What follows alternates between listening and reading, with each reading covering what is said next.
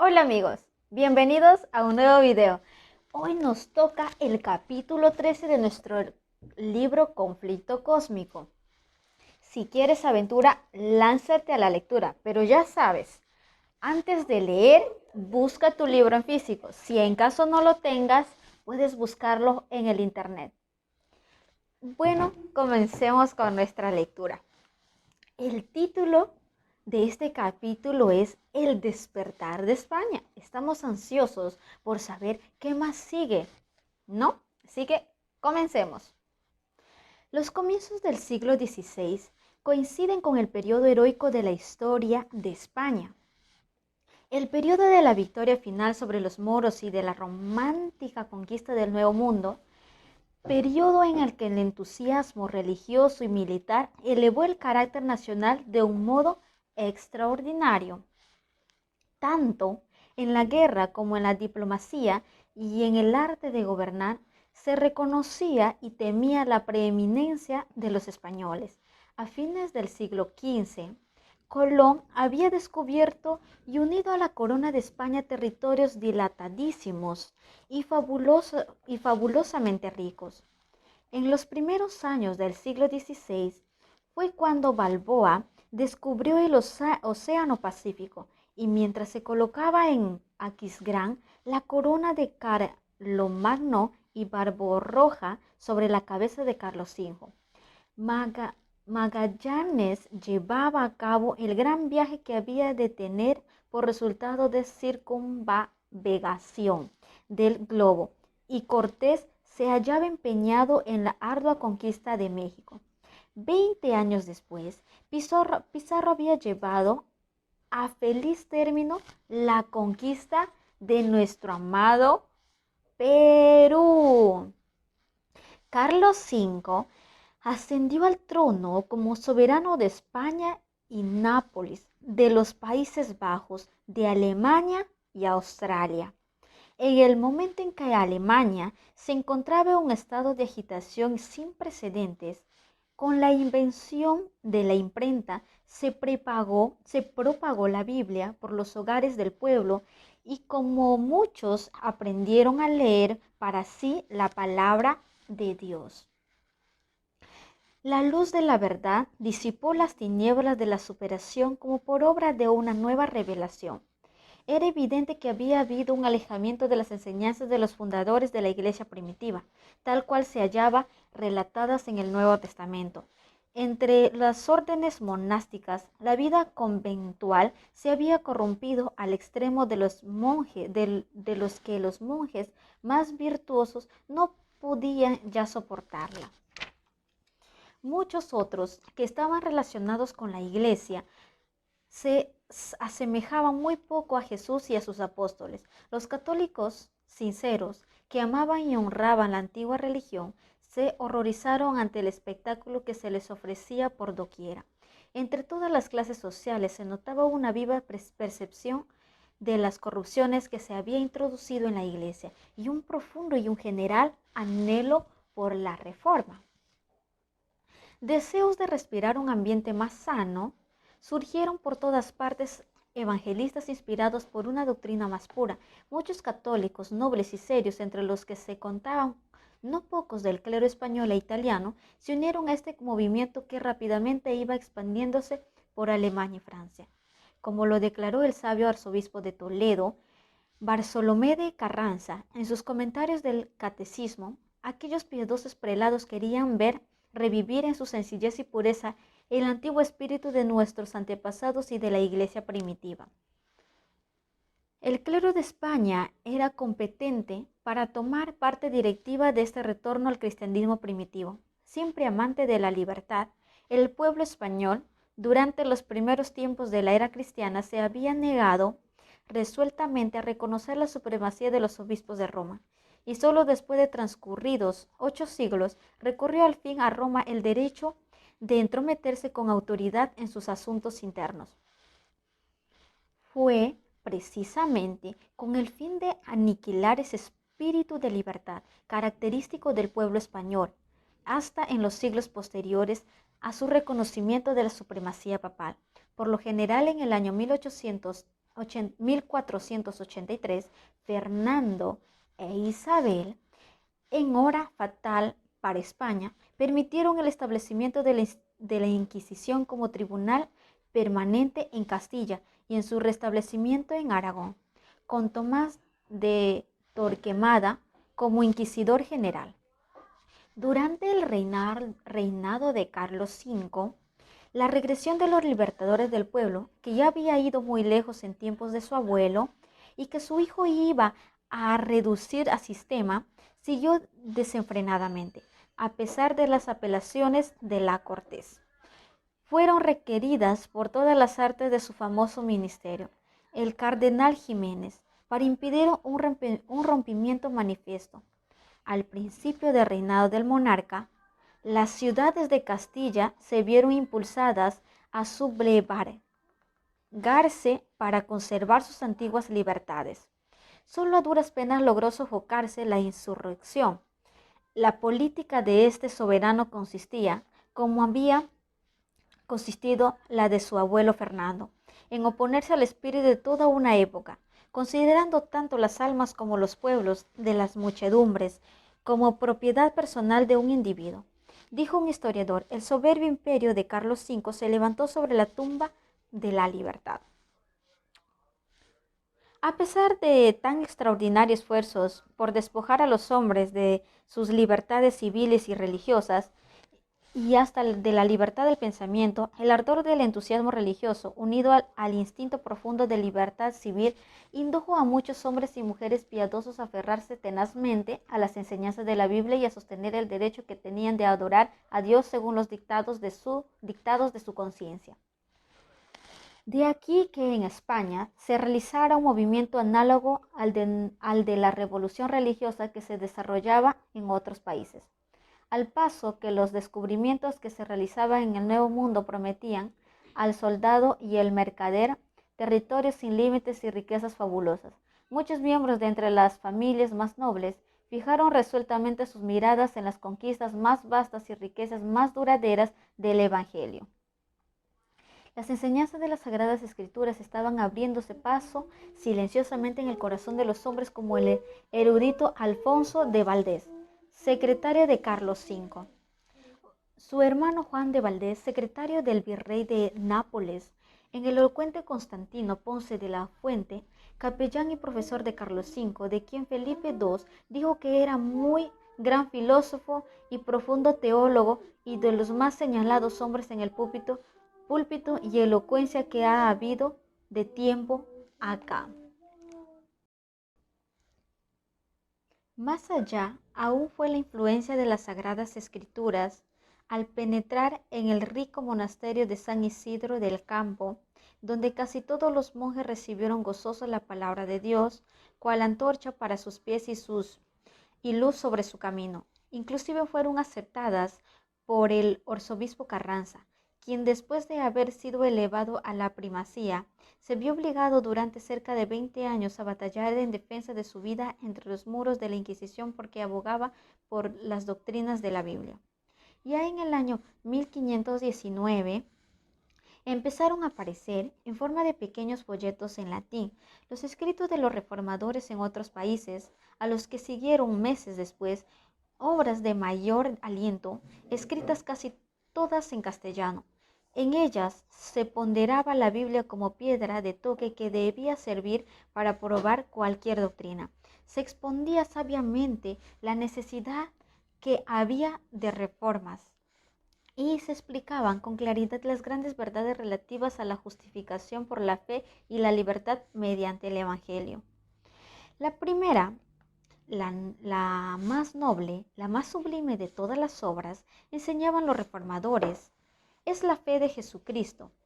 De esta obra deben proceder todas las otras. Un cristiano que tiene fe en Dios lo hace todo con libertad y con gozo, mientras que el hombre que no está con Dios vive lleno de preocupaciones y sujeto siempre a la servidumbre. Este se pregunta a sí mismo con angustia cuántas obras buenas tendrán que hacer.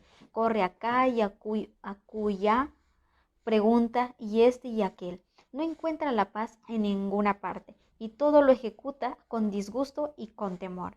La fe viva, la fe vive únicamente en Jesucristo y nos es prometida y dada gratuitamente. Oh hombre, represéntate a Cristo y considera cómo Dios te muestra en Él su misericordia, sin ningún mérito de tu parte. Saca de esta imagen de su gracia la fe y la certidumbre de que todos tus pecados te están perdonados. Esto no le pueden producir las obras de la sangre, de las llagas, de la misma muerte de Cristo, es de donde mana la fe que brota en el corazón. Es uno de los tratados se explicaba el siguiente modo de la diferencia que media entre la excelencia de la fe y las obras humanas. Dios dijo, quien creyere y fuere bautizado será salvo. Esta promesa de Dios debe ser preferida a toda la ostentación de las obras, a toda la ostentación de las obras, a todos los votos, a todas las satisfacciones, a todas las indulgencias y a cuanto ha inventado el hombre, porque de esta promesa, si la recibimos con fe, depende toda nuestra felicidad. Si creemos, nuestro corazón se fortalece con la promesa divina, y aunque el fiel quedase despojado de todo, esa promesa es que cree lo sostendría. Con ella resistiría al adversario que se lanzara contra su alma. Con ella podrá responder a la despiadada muerte y ante el mismo juicio de Dios. Su consuelo de todas sus adversidades consistirá en decir, yo recibí ya las primicias de ella en el bautismo. Si Dios es conmigo, ¿quién será contra mí? Oh, qué rico es el cristiano bautizado. Nada puede perderlo a no ser que se niegue a creer. Si el cristiano encuentra su salud eterna de la renovación de su bautismo por la fe, preguntaba el autor en ese tratado, ¿qué necesidad tiene de las prescripciones de Roma? Declaro, pues que añadía, que ni el Papa, ni el obispo, ni cualquier hombre que sea, tiene derecho a imponer lo más mínimo a un cristiano sin su consentimiento. Todo lo que se hace así se hace tiránicamente.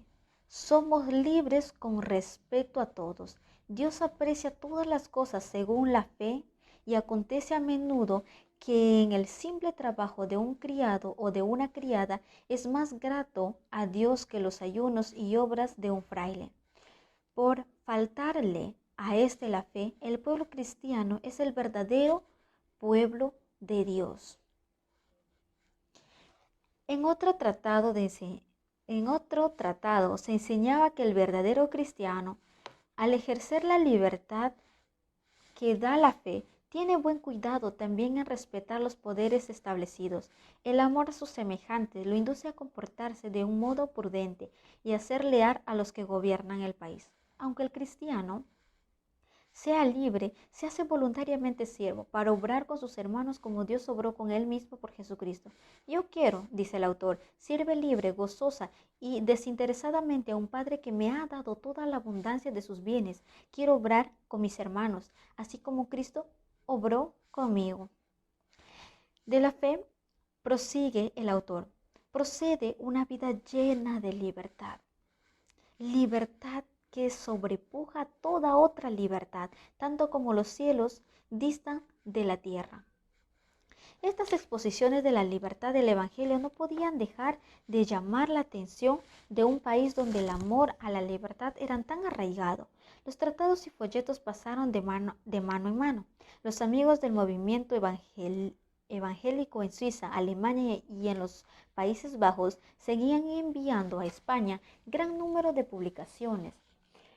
No era tarea fácil para los comerciantes burlar la vigilancia en los esbirros de la Inquisición.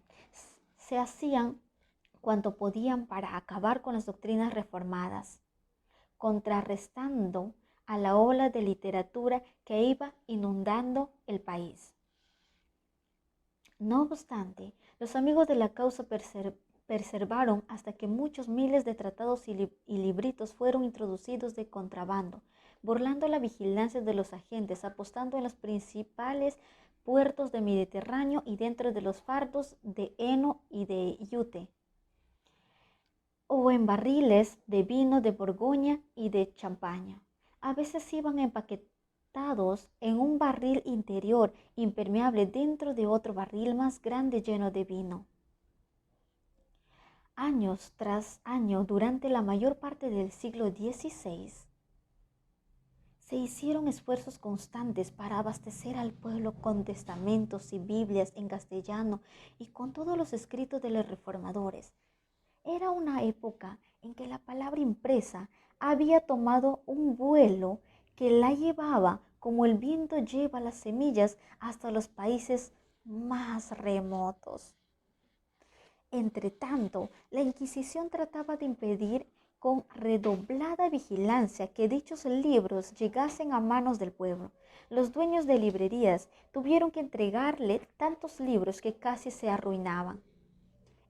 Ediciones enteras fueron confiscadas y no obstante ejemplares de obras importantes, inclusive muchos Nuevos Testamentos y porciones del Antiguo Testamento, llevaban a los hogares del pueblo merced a los esfuerzos de los comerciantes y colportores. Esto sucedía así especialmente del norte, en Cataluña, Aragón, Castilla de Vieja, donde los valdenses habían sembrado pacientemente la semilla que empezaba a brotar y que prometía abundante cosecha. Uno de los colportores más tesoneros y afortunados de la empresa fue Julián Hernández, un enano que, disfrazado a menudo de buhonero o de arriero, hizo muchos viajes a España, cruzando los Pirineos o entrando por alguno de los puertos del sur del país. Según testimonio del escritor jesuita Fray Santiáñez, era Julián un español que salió de Alemania con designio de infernar toda España y corrió gran parte de ella, repartiendo muchos libros de perversa doctrina por varias partes y sembrando las herejías de Lutero.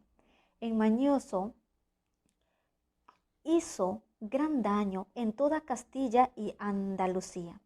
Entraba y salía por todas partes con mucha seguridad con sus trazas y embustes, pegando fuego en donde ponía los pies.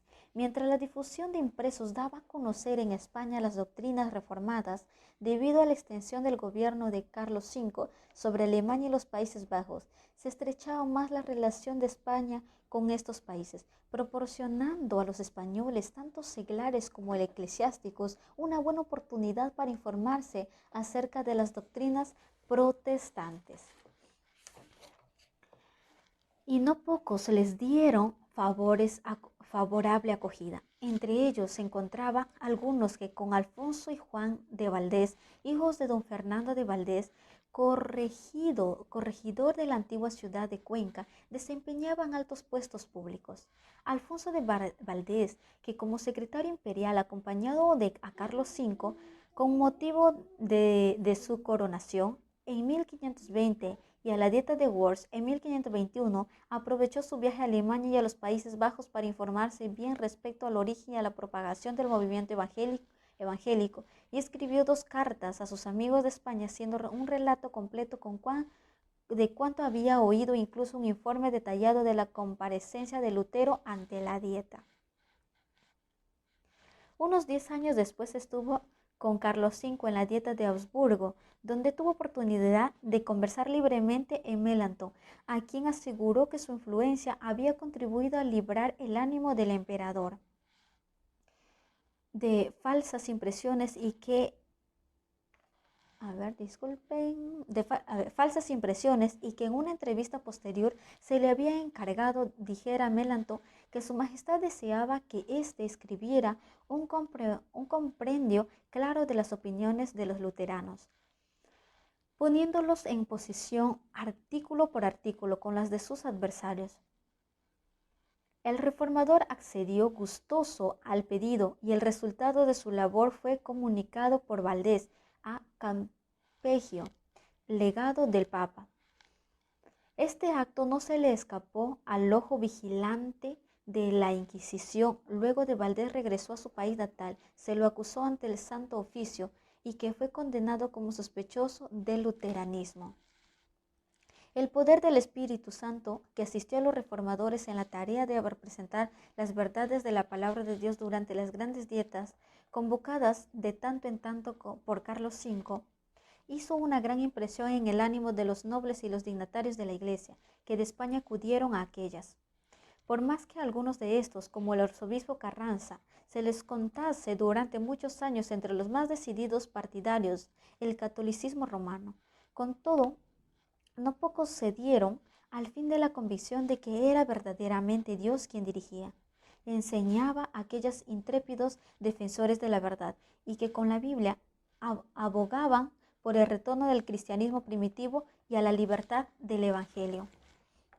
Entre los primeros reformadores españoles que se valieron de la imprenta para esparcir el conocimiento de la verdad bíblica hay que mencionar a Juan de Valdés, hermano de Alfonso, sabio abogado, secretario del virrey español de Nápoles. Sus obras se caracterizaban por un amor a la libertad digno del más alto encarecimiento, escritas con gran maestría y agudeza, un estilo ameno y con pensamientos muy originales, contribuyeron grandemente a echar los cimientos del protestantismo en España. En Sevilla y Valladolid, los protestantes llegaron a contar con el mayor número de adeptos, pero como los que adoptaron la interpretación reformada del Evangelio se contentaron, por regla general, con su promulgación sin atacar abiertamente la teología o la Iglesia católica. Solo a duras penas podían los creyentes reconocerse unos a otros, pues temían revelar sus verdaderos sentimientos a los que no se les parecían dignos de confianza. En la providencia de Dios fue un golpe dado por la misma Inquisición en el que rompió en Valladolid aquella valla de retraimiento y el que hizo posible a los creyentes reconocerse y hablar unos con otros. Francisco San Román, natural de Burgos e hijo del alcalde mayor de Briviesca, en el curso de sus viajes comerciales tuvo oportunidad de visitar a Bremen, donde oyó predicar las doctrinas evangélicas. De regreso a Amberes, fue encarcelado durante 8 meses, pasados los cuales se le permitió proseguir su viaje a España, donde se creía que guardaría silencio. Pero cual aconteciera con los apóstoles de antaño, no pudo dejar de hablar las cosas que había visto y oído, debido a lo cual no tardó en ser entregado a la Inquisición en Valladolid.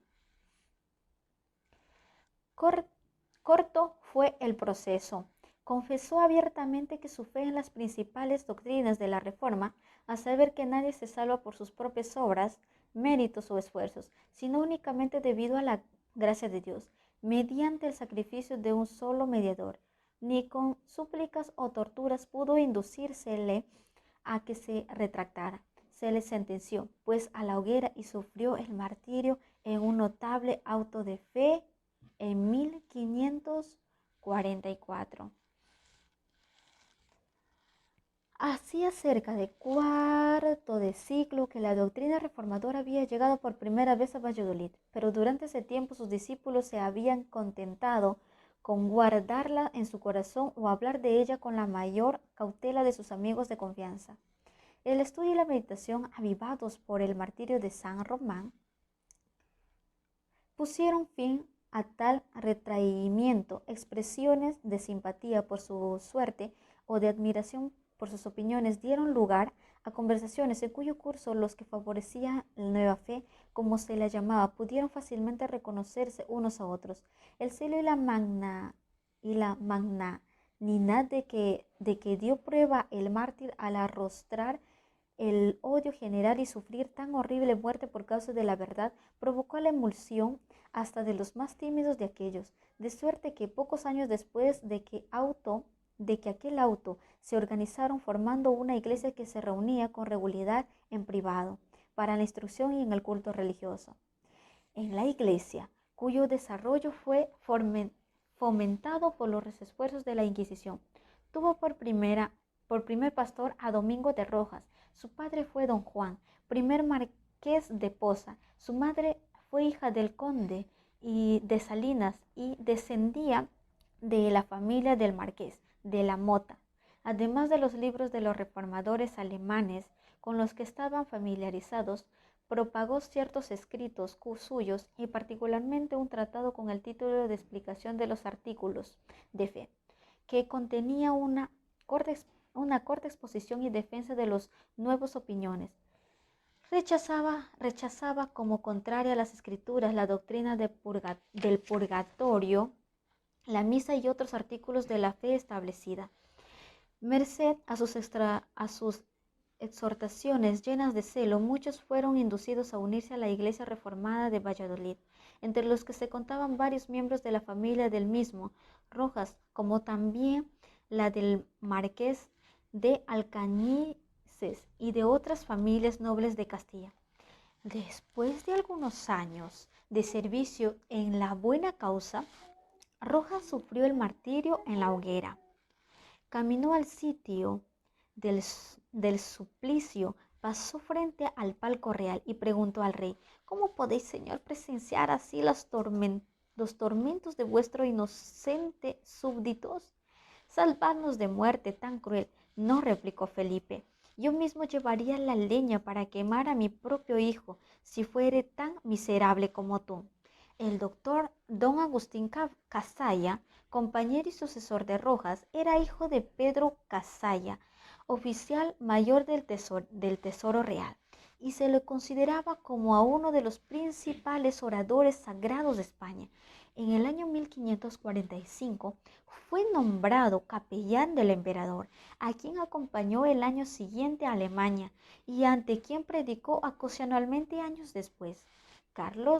Cuando Carlos V se hubo retirado al convento de Yuste en el año 1555 al año 1559, tuvo Casalla oportunidad de pasar larga temporada en Valladolid, en donde era natural su madre, en cuya casa solía reunirse secretamente para el culto de la Iglesia protestante. No pudo resistir a las repetidas súplicas con que se le instó para que se hiciera cargo de los intereses espirituales de esta, la cual, favorecida con el talento y la nombradía del nuevo pastor, creció rápidamente en número y restabilidad. En Valladolid, la doctrina reformada penetró hasta en los monasterios, fue abrazada por gran número de los monjes de Santa Clara y del orden cisterciense de San Belén, y contaba con personas convertidas entre la clase de mujeres devotas que dedicaban a obras de caridad. Las doctrinas protestantes se esparcieron por todas partes alrededor de Valladolid, habiendo convertido en casi todas las ciudades y en muchos de los pueblos del antiguo Reino de León. En las ciudades de Toro fueron aceptadas las nuevas doctrinas por Antonio Errezuelo, abogado de gran talento y por miembro de las familias de los marqueses de la Mota y de Alcañices. En la ciudad de Zamora, don Cristóbal de Padilla era cabeza en los protestantes. De estos los había también en Castilla la Vieja, en Logroño, en la Raya de Navarra y en Toledo y en las provincias de Granada, Murcia, Valencia y Aragón. Formaron agrupaciones de Zaragoza, Huesca, Barbastro y en otras muchas ciudades. Respecto al carácter y la posición social de los que se unieron al movimiento reformador de España, se expresa así el historiador: tal vez no hubo nunca en país alguno tan grande proporción de personas ilustres, por su cuna o por su saber, entre los convertidos de una religión nueva y proscrita. Esta circunstancia ayuda a explicar el hecho singular de que un grupo de disidentes que no bajaría de 2000 personas, diseminadas de tan vasto país y débilmente relacionadas unas con otras, hubiese logrado comunicar sus ideas y tener sus reuniones privadas durante cierto número de años sin ser descubierto por un tribunal tan celoso como lo fue el de la Inquisición. Al paso de la Reforma se propagaba por todo el norte de España, con Valladolid por dentro, una obra de igual importancia. centralizada en Sevilla. Se llevaba a cabo en el sur. Merced a una serie de circunstancias providenciales, Rodrigo y Valero, joven acaulado, fue inducido a apartarse de los deleites y pasatiempos de los ricos ociosos y a hacerse heraldo del Evangelio de Cristo. Consiguió un ejemplar de la Vulgata y aprovechaba todas las oportunidades para aprender el latín, en el que estaba escrita la Biblia. A fuerza de estudiar día y noche, pronto logró familiarizarse con las Sagradas Escrituras. El ideal sostenido por ellas era tan patente y diferente del que tenía el clero, que Valero se sintió obligado a hacerse ver a este cuanto se había apartado del cristianismo primitivo todas las clases sociales, tanto en cuanto a la fe como en cuanto a las costumbres, la corrupción de su propia orden que había contribuido a malograr toda la comunidad cristiana, y el sagrado deber que se incumbía a la orden de aplicar inmediato y radical remedio antes que el mal se volviera del todo incurable. Estas reprobaciones iban siempre acompañadas de una apelación de las Sagradas Escrituras como autoridad suprema en materia de religión y de una exposición de las principales doctrinas que aquellas enseñan. Y esto lo decía, escribe Cipriano de Valera, no por rincones, sino en medio de las plazas y calles y en las gradas de Sevilla. El más distinguido entre los conversos de Rodrigo de Valero fue el doctor Egidio Canónigo, mayor de la corte eclesiástica de Sevilla, quien no obstante su extraordinario saber, no logró por muchos años alcanzar popularidad como predicador. Valero, reconociendo la causa del fracaso del doctor Egidio, le aconsejó estudiar día y noche los preceptos y las doctrinas de la Biblia, y la frialdad impotente con que había solido predicar fue sustituida con poderosos llamamientos a la conciencia y tiernas pláticas dirigidas a los corazones de sus oyentes. Se despertó la atención de estos, que llegaron a la íntima convicción de la necesidad y ventaja de aquella salvación revelada por el Evangelio. De este modo, los oyentes fueron preparados para recibir las nuevas doctrinas de la verdad que se les presentara el predicador, tal cual en él mismo lo eran revelados, y con la precaución que parecía aconsejar y requerir tanto la debilidad del pueblo como la peligrosa situación del predicador. Aún no hemos terminado, no te puedes ir. De este modo, y debido a un celo atemperado con prudencia, tuvo la honra no solo de ganar convertidos a Cristo, sino de educar mártires para la verdad. Entre las más dotes celestiales de aquel santo varón, decía uno de sus discípulos, eran verdaderamente de admirar en lo que a todos aquellos cuya instrucción religiosa tomaba sobre sí. Parecía que en su misma doctrina se les aplicaba al alma una tea de un fuego santo, inflamándolos con ella para todos los ejercicios piadosos, así internos como externos, y encendiéndolos particularmente para sufrir y aún amar la cruz de lo que los amenazaba. En esto, solo en los iluminados con la luz divina, daba a conocer que lo asistía Cristo en su ministerio, puesto que en virtud de su espíritu grababa en el corazón de los suyos las mismas palabras que él con su boca pronunciaba. El doctor Egidio contaba entre los convertidos al doctor Vargas y al doctor Constantino Ponce de la Fuente, hombre de talento poco común, que había predicado durante muchos años en la Catedral de Sevilla, y a quien en 1539, con motivo de la muerte de la emperatriz, se había elegido para pronunciar la oración fúnebre. En 1548 el doctor Constantino acompañó por mandato real al príncipe Felipe a los Países Bajos para hacer ver a los flamencos que no le faltaban a España sabios y oradores corteses, y de regreso a Sevilla predicaba regularmente en la catedral cada 2 domingos. Cuando él tenía que predicar, era tanto la ocurrencia del pueblo que a las 4, muchas veces aún a las 3 de la madrugada, apenas se encontraba en el templo sitio cómodo para oírle. Era una grandísima bendición para los creyentes protestantes de Sevilla tener como guías espirituales a hombres como a los doctores Egidi Vargas y el elocuente Constantino, que cooperaron con tanto ánimo y con un modo incansable para el adelanto de la causa que tanto amaban. Asiduamente ocupados en el desempeño de sus deberes profesionales durante el día, se reunían de noche con los amigos de la doctrina reformada, unas veces en una casa particular, otras veces en otra. El pequeño grupo de Sevilla creció insensiblemente y llegó a ser el tronco principal de que se tomaron ramas para plantarlas en la campiña vecina. Durante su ministerio, Constantino, al par que instruía al pueblo de Sevilla desde el púlpito, se ocupaba en propagar el conocimiento religioso por el país por medio de la prensa. El carácter de los escritos nos muestra con plena claridad lo excelente de su corazón. Eran aquellos adecuados a las necesidades espirituales de sus paisanos, pero no calculados para lucir sus talentos o para ganar fama entre los sabios. Fueron escritos en su idioma patrio, en estilo al alcance de las inteligencias menos desarrolladas, las especulaciones abstractas y los adornos retóricos en los que por naturaleza y educación podía sobresalir, los sacrificios sin vacilar, persiguiendo el único fin de que todos lo entendieran y resultaran útil a todos.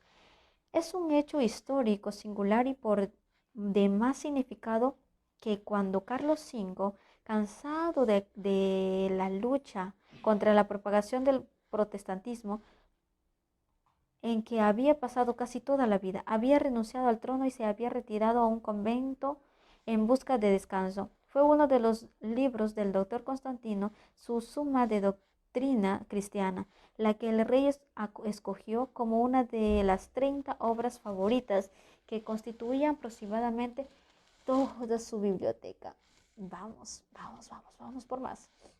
Si se tiene en cuenta el carácter y la alta categoría de los dirigentes del protestantismo en Sevilla, no resulta extraño que la luz del Evangelio brillase allí con claridad suficiente para iluminar no solo muchos hogares del bajo pueblo, sino también los palacios de príncipes, nobles y prelados. La luz brilló con tanta claridad que, como sucedió en Valladolid, penetró hasta en algunos de los monasterios, los cuales a su vez se volvieron centros de luz, con celo las doctrinas reformadas. Se contaban discípulos en el convento de Santa Isabel y en otras instituciones religiosas y Sevilla y sus alrededores. Empero fue en el convento jeronimiano de San Isidro del Campo, uno de los más célebres monasterios de España, situado a unos kilómetros de Monjes. García de Arias, llamado vulgarmente Doctor Blanco, enseñaba precavidamente a sus hermanos que el recitar en los coros de los conventos de día y de noche las sagrados preces, sea rezando o cantando, no era rogar a Dios, que los ejercicios de la verdadera religión eran otros que los que pensaban el vulgo religioso, que debían leerse y meditarse con suma atención las sagradas escrituras, y que sólo de ellas se podía sacar el verdadero conocimiento de Dios y de su voluntad. Esta enseñanza fue puesta hábilmente en realce por otro monje, Casiodoro de Reina, que se hizo célebre posteriormente, traducido la Biblia al idioma de su país. Las instrucciones dadas por tan notables personalidades preparó el camino para el camino radical, que en 1557 fue introducido en los asuntos internos de aquel monasterio. Habiendo recibido un buen surtido de ejemplares de las escrituras y de libros protestantes en castellano, los frailes los leyeron con gran avidez, circunstancia que contribuyó a confirmar y a cuantos habían sido instruidos a liberar a otros de las preocupaciones que eran esclavos. Debido a esto, el prior y otras personas de carácter oficial, de acuerdo con la cofradía, resolvieron reformar su institución religiosa. Las horas llamadas del rezo, que habían solido pasar en improductivo formalismo, fueron dedicadas a oír conferencias sobre las escrituras. Los rezos por los difuntos fueron suprimidos, sustituidos con enseñanzas para los vivos. Se suprimieron por completo las indulgencias y las las indulgencias y las dispensas papales, que eran un lucrativo monopolio. Se dejaron subsistir las imágenes, pero ya no se les reverenciaba. La temperancia habitual sustituyó a los ayunos supersticiosos, y a los novicios se les instruía en los principios de la verdadera piedad, en lugar de iniciarlos en los hábitos ociosos y degradantes del monaquismo. Del sistema antiguo no quedaba más que el hábito monacal y la ceremonia exterior de la misa, que no podían abandonar sin exponerse a inevitable e inminente peligro. Los buenos efectos de semejanza cambio no tardaron en dejarse sentir fuera del monasterio de San Isidro del Campo. Por medio de sus pláticas y de la circuncisión del libro, aquellos diligentes monjes difundieron el conocimiento de la verdad por las comarcas vecinas y dieron a conocer a muchos que vivían en ciudades bastante distantes de Sevilla. Por deseable que fuese la reforma introducida por los monjes de San Isidro en su convento, no obstante ella lo puso en situación delicada a la par que dolorosa. No podían deshacerse del todo de las formas monásticas sin exponerse al furor de sus enemigos. No podían tampoco conservarlas sin incurrir en culpable inconsecuencia. Todo bien, pensando, resolvieron que no sería prudente fugarse del convento y que lo único que podían hacer era quedarse donde estaban y encomendarse a lo que dispusiera una providencia omnipotente y bondadosa. Acontecimientos siguientes les hicieron reconsiderar el asunto, llegando al acuerdo de dejar a cada cual libre de hacer, según las circunstancias, de lo que mejor y más prudente les pareciera. Consecuentemente, 12 de entre ellos abandonaron el monasterio y por diferentes caminos lograron ponerse a salvo fuera de España, y a los 12 meses se reunieron en Ginebra. Hacía unos 40 años que las primeras publicaciones que contenían las doctrinas reformadas habían penetrado en España. Los esfuerzos combinados de la Iglesia Católica Romana no habían logrado contrarrestar el avance secreto del movimiento, y año tras año la causa del protestantismo se había robustecido hasta contarse por miles de adherentes a la nueva fe. En cuanto se iban algunos de otros países para gozar de la libertad religiosa. Otros salían de su tierra para colaborar en la obra de crear toda una literatura especial adecuada para fomentar la causa que amaba más que la misma vida. Otros aún, cual los monjes que abandonaron el monasterio de San Isidro, se sentían impelidos a salir debido a las circunstancias peculiares en que se hallaban. La desaparición de estos creyentes, muchos de los cuales se habían destacado en la vida política y religiosa, había despertado desde hace mucho tiempo las sospechas de la Inquisición, y andando en tiempo algunos de los ausentes fueron descubiertos en el extranjero, desde donde se afanaban por fomentar la causa protestante en España. Esto indujo a creer que había muchos protestantes en España. Empero los creyentes habían sido tan discretos que ninguno de los familiares de la Inquisición podía ni siquiera fijar el paradero de ellos. Fue entonces cuando una serie de circunstancias llevó al descubrimiento de los centros del movimiento en España y de muchos creyentes. En 1556, Juan Pérez, que vivía a la sazón de Ginebra, terminó su versión castellana del Nuevo Testamento. Esta edición, junto con ejemplares del Catecismo español que preparó el año siguiente y con una traducción de Salmos, deseaba mandarla a España, pero durante algún tiempo le fue imposible encontrar a alguien que estuviese dispuesto a encomendar tan arriesgada empresa. Finalmente, Julián Hernández, o Julián Hernández, el fiel colportor, se ofreció a hacer la prueba. Siempre los colportores voluntarios en cualquier cosa o situación. Colocando los libros dentro de dos grandes barriles, logró burlar a los esbirros de la Inquisición y llegó a Sevilla, desde donde se distribuyeron rápidamente los preciosos volúmenes. Esta edición del Nuevo Testamento fue la primera versión protestante que alcanzara circulación bastante grande de España. Durante su viaje, Hernández había dado un ejemplar del Nuevo Testamento a un becerro de Flandes. El herrero enseñó el libro en una cura que obtuvo del donante una descripción de la persona que se lo había dado a él y la transmitió inmediatamente a los inquisidores de España. Merced a estas señas, los esbirros inquisitoriales lo acecharon a su regreso y lo prendieron cerca de la ciudad de Palma. Lo volvieron a conducir a Sevilla y lo encarraron entre los muros de la Inquisición, donde durante más de 2 años se hizo cuán fue posible para inducirlo a que delatara de sus amigos, pero sin resultado alguno. Fiel hasta el fin, sufrió valientemente el martirio de la hoguera, gozoso de haber sido honrado con el privilegio de introducir la luz de la verdad divina de su descarriado país, y seguro de que el día del juicio final, al comparecer ante su hacedor, oiría las palabras de aprobación divina que le permitirían vivir para siempre con su Señor. No obstante, aunque desafortunado de sus esfuerzos para conseguir de Hernández datos que llevaran al descubrimiento de los amigos de este, al fin llegaron los inquisidores a conocer el secreto que tanto deseaban saber.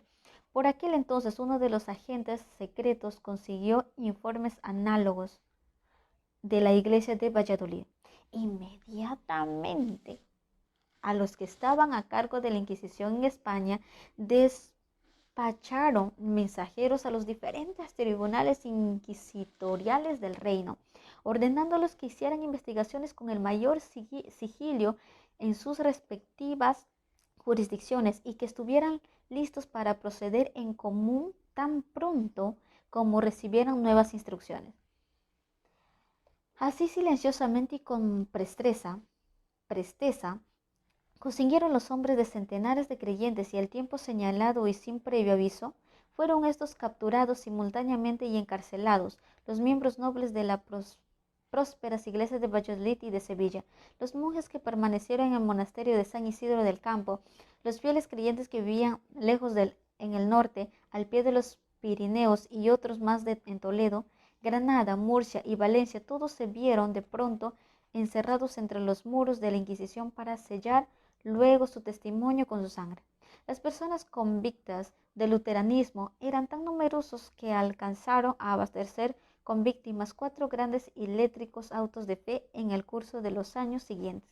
2 se celebraron en Valladolid y en el año 1559, uno en Sevilla el mismo año y el otro el 22 de septiembre de 1560. Entre los primeros que fueron apresados en Sevilla figuraba el doctor Constantino Ponce de la Fuente, que había trabajado tanto tiempo sin despertar sospechas. Cuando se dio la noticia de Carlos V, el cual se encontraba entonces en el monasterio de Yuste, de que había encarcelado a su capellán favorito, exclamó: «Si Constantino es hereje, gran hereje es». Y cuando más tarde un inquisidor lo aseguró que había sido declarado reo, replicó suspirando: «No podéis condenar a otro mayor». No obstante, no fue fácil probar la culpabilidad de Constantino. En efecto, parecían ser incapaces los inquisidores de probar los cargos levantados contra él, cuando por casualidad encontraron, entre otros muchos, un gran libro, escrito y puño y letra del mismo Constantino, el cual, abiertamente y como si escribiese para sí mismo, trataba en particular de estos capítulos, según los mismos inquisidores declararon en su sentencia publicada después del cadalso, a saber del estado de la iglesia, de la verdadera iglesia y de la iglesia del Papa, a quien llamaba Anticristo, el sacramento de la Eucaristía y del invento de la misa, acerca de todo el cual afirmaba él. Estaba el mundo fascinado a causa de la ignorancia de las sagradas escrituras, de la injustificación del hombre, del purgatorio, al que llamaba cabeza de lobo, e invento de los frailes en pro de su gula, de las bulas e indulgencias papales y de los méritos de los hombres de la confesión.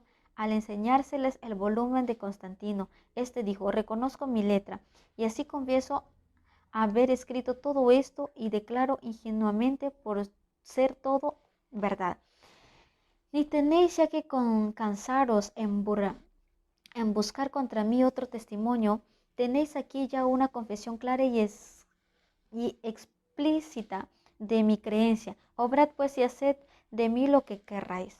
Debido a los rigores de su encierro, Constantino no llegó a vivir 2 años desde que entró en la cárcel. Hasta los últimos momentos se mantuvo fiel a la fe protestante y conservó su serena confianza en Dios.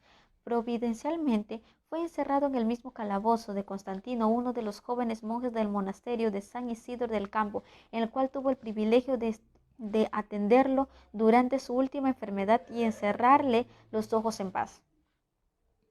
El lector Constantino no fue el único amigo y capellán del emperador que sufriera a causa de sus relaciones con la causa protestante. El doctor Agustín Casalla, tenido durante muchos años por uno de los mejores adoradores sagrados de España, y que había oficiado a menudo ante la familia real, se encontraba entre los que habían sido apresados y encarcelados en Valladolid. En el momento de su ejecución pública, se volvió hacia la príncipe Juana, ante quien había predicado muchas veces, y señalando a su hermana, que había sido también condenada, dijo: os suplico, Alteza, tengáis compasión de esta mujer inocente que tiene 13 hijos huérfanos. Ni aun así se las absolvió, si bien su suerte es desconocida. Pero se sabe de los esbirros de la Inquisición, de su intensa ferocidad, no estando contentos aún con haber condenado a los vivos, entablaron juicio contra la madre de aquella, doña Leonor de Vivero, que había muerto años antes, acusándola de que su casa había servido de templo de los luteranos. Se halló que había muerto en estado de herejía, que mandaron a exhumar sus huesos y que quemaran públicamente junto con su efigie, además que se arrasara su casa, que se desparramara sal sobre el solar y que se erigiera allí mismo una columna con una inscripción que explicara el motivo de la demolición. Todo lo cual fue hecho, y el monumento ha permanecido en pie durante cerca de 3 siglos.